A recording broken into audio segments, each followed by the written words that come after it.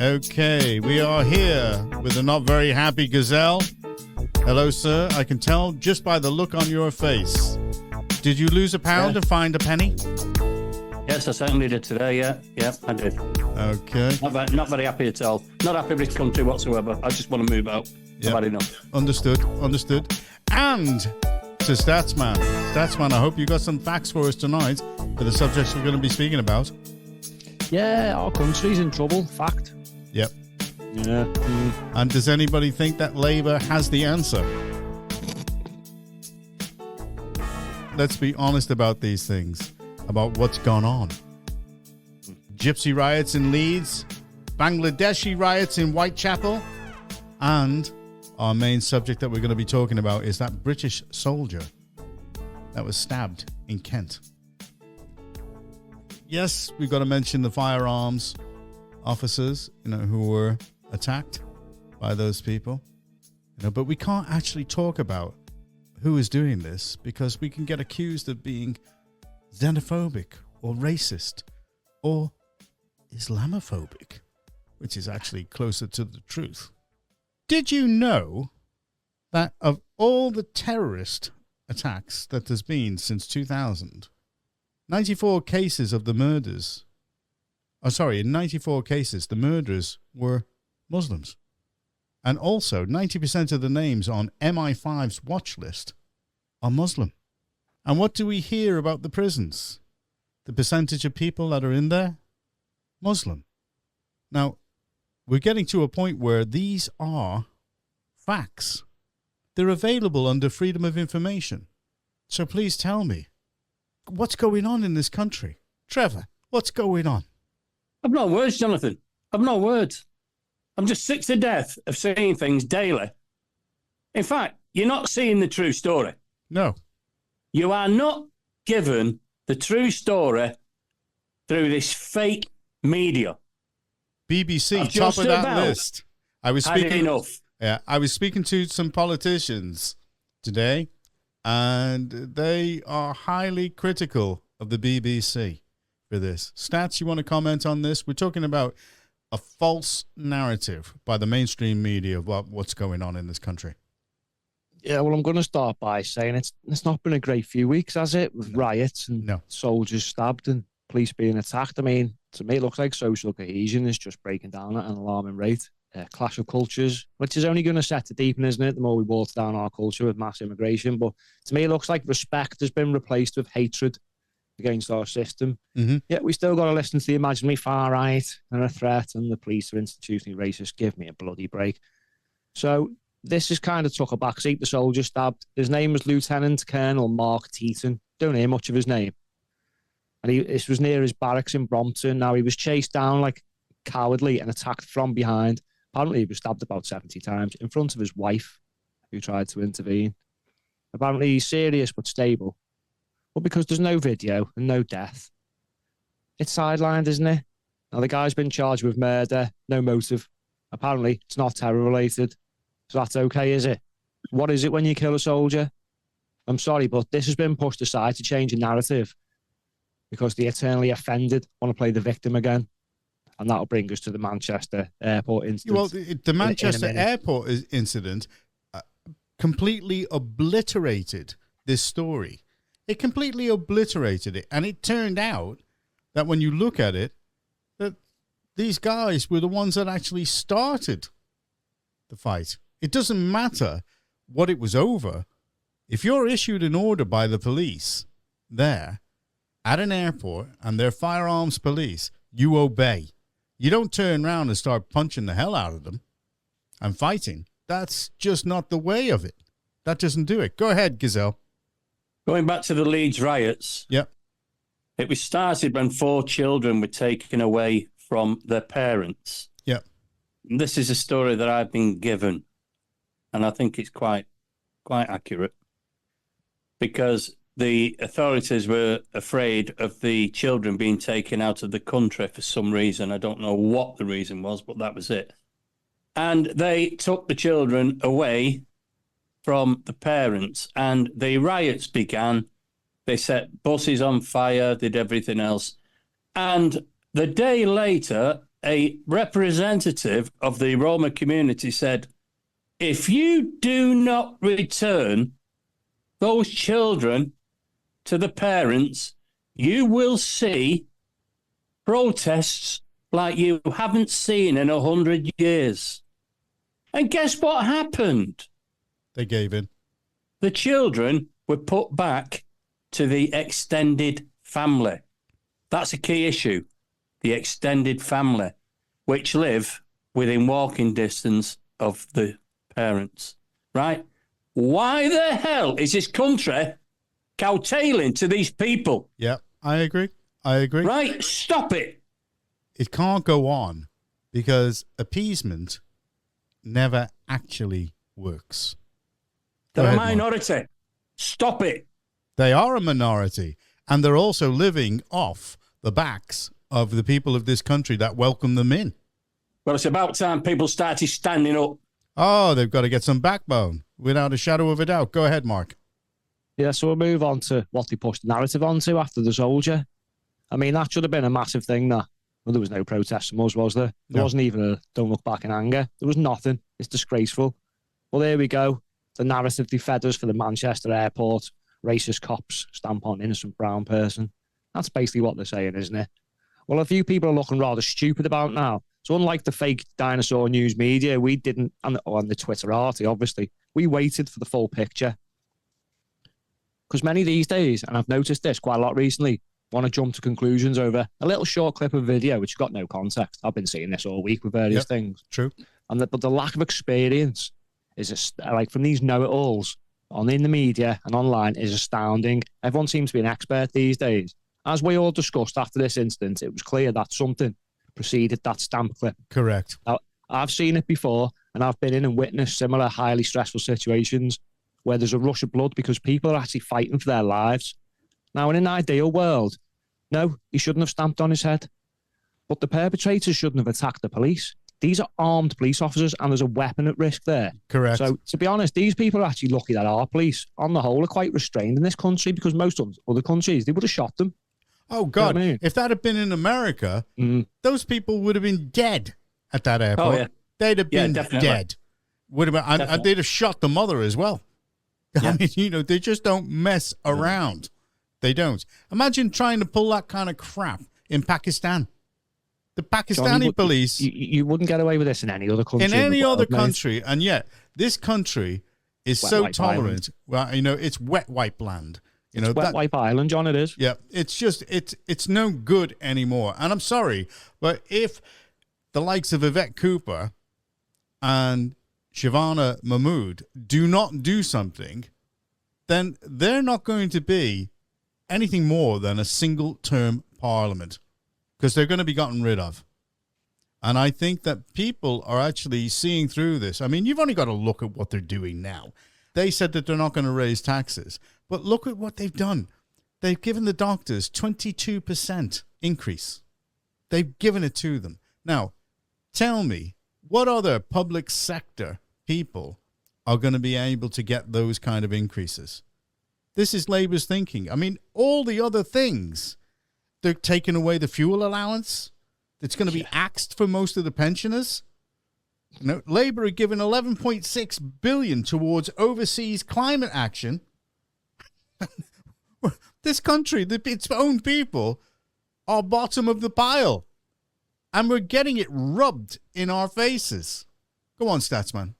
Yeah, who needs soldiers, police? Who needs old people? Yeah. Do you know what I mean? When we've got all these fighting age young males coming over who masturbate in parks and all the other horrible stuff they do. Yeah. Oh, it's going well, isn't it? But again, we were fed a narrative. Now, how come there's always these solicitors who pop up in these cases and they seem to be like a little celebrity? And what was this guy saying? Oh, they tried to assassinate him. Did they really, Really? son? Well, he's dissipated now, hasn't he? And it was the same in the other. He took in the himself Leeds off the riots case. as well. Yeah. Apparently. But the family said, and we're talking about the Manchester airport. The family said that they took him off the case. They dismissed him. He turned around and he said, no, he said, basically he saw the light of what went on and saw the reasoning and doesn't support them. And that's why. No, he didn't see the light. No, the light came out and he did a runner. Yes. He'd have screwed the ass out of the police. He would have screwed the ass out of him. But When the other video came out, he went, uh-oh. Yeah. And also, one of those Muslims, I heard, I can't prove it, I've not got full detail on it, was actually a boxer. Oh, you could tell. And that brings me to my next. Now, Mark, I had a conversation with Jonathan earlier on, Indeed. and I said, if you actually watch that video, you can tell that the bloke in the blue jumper is trained. Yeah. We both were. Well, that brings me on to my next point. EDI must die. Have we not noticed now? We've got to start being really honest and not using emotions and use reality.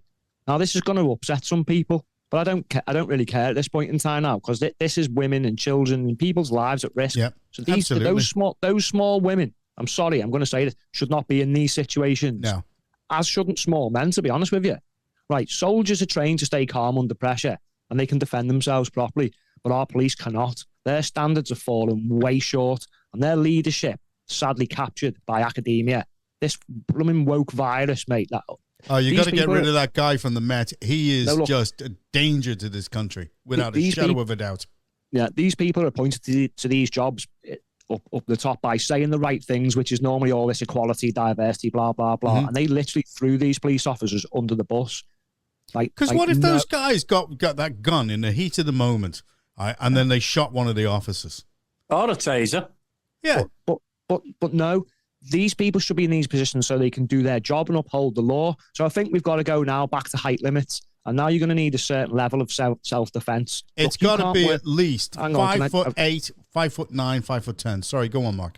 You can't work in a prison without going through rigorous training, physical training, because you are dealing with criminals. Now you have to prove you can physically defend yourself and others. Right? And I'm sorry, the times that these small women stand there and shout at people, "Oh, don't move, freeze," while the men are doing this training is over. Look what happened with Donald Trump. I'm sorry, but if there was two shooters, he'd be a goner now, because there was two shortly who could not. Right? And it's not sexist. I don't care, even if you say that. It's called common sense. We should be protecting our women and children, not putting them at the risk. Now, if it was someone like Gina Carano, who's a cage fighter, and she's solid, and a big girl, fantastic. But I'm sorry, a lot of our police are not like that now. No. And it's having drastic consequences. So now we know that people are just going to attack our soldiers and police willy-nilly. We need them to be able to defend themselves. Because ultimately they're meant to be protecting us.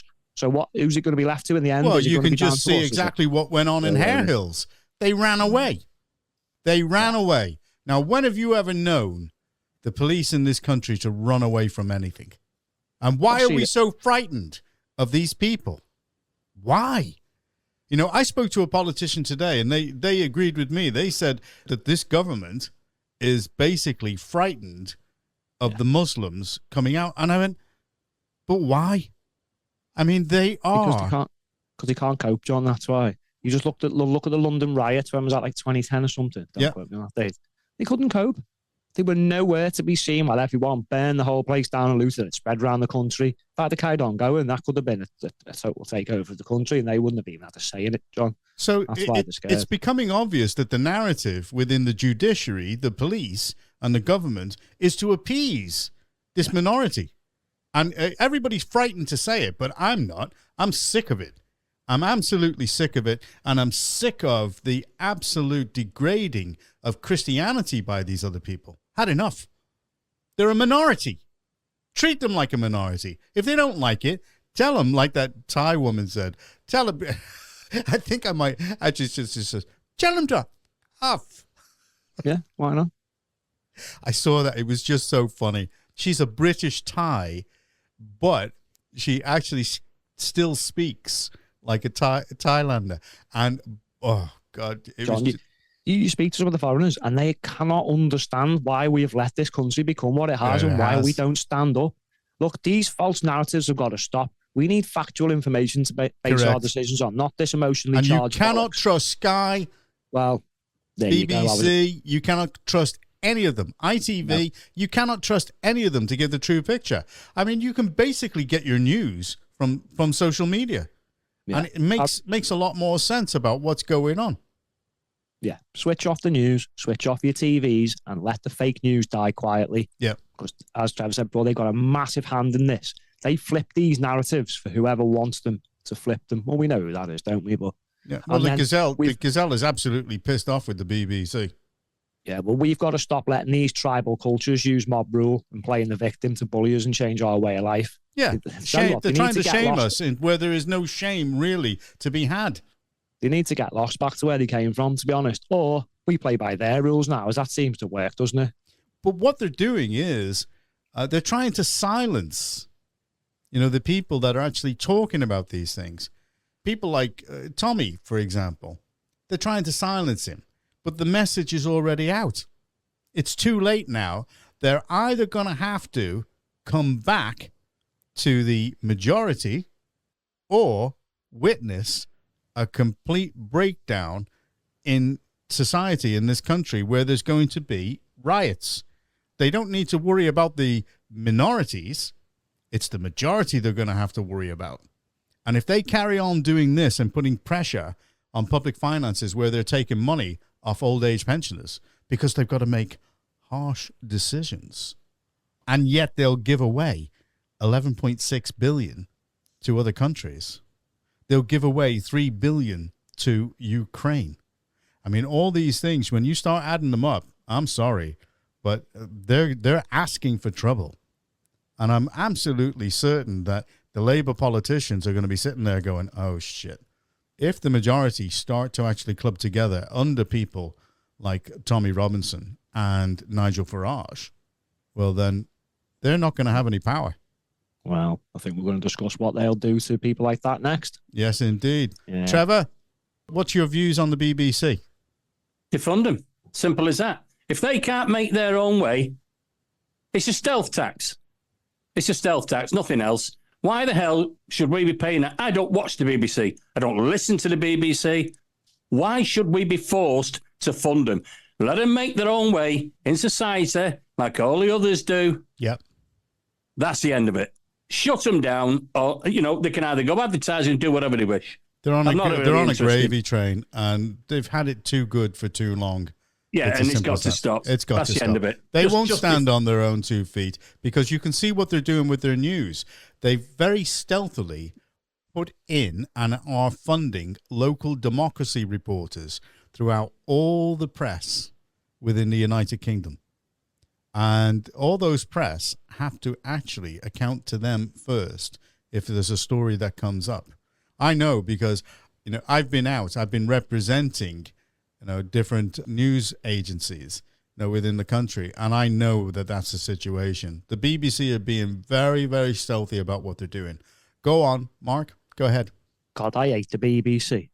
I'll be honest. I was watching Maya Tusi and he showed how they'd shown that first video of the stamping incident from the airport about 600 times, whatever, over and over again. Mm. And then when the second video came out, he really struggled to find it on like the third page or somewhere. So, when they're putting out their fake news, they won't correct themselves officially. But the truth of the matter is, they're arseholes for editors. That's who they are. The editors, they've got some good reporters, but like anything else, the reporters have to do as they're told. And the reporters should actually say, no. Well, they won't, John. We're going to represent the true story about what's going on. But they don't, because they're highly paid, because it's public funds, and that's it. That's what goes on. Go ahead, Gazelle. Yeah, if you think I saw a celebration for Brexit because I was there and we was there. And if you think that was a celebration, wait till they defund the BBC and shut the BBC down. That will be one hell of a celebration. That's all I can say. Just get rid of the scumbags. Yeah, they're just highly paid, defunct dinosaur. Get rid of it. Get rid. Labour, if any of you are listening, I know you listen, Charlotte.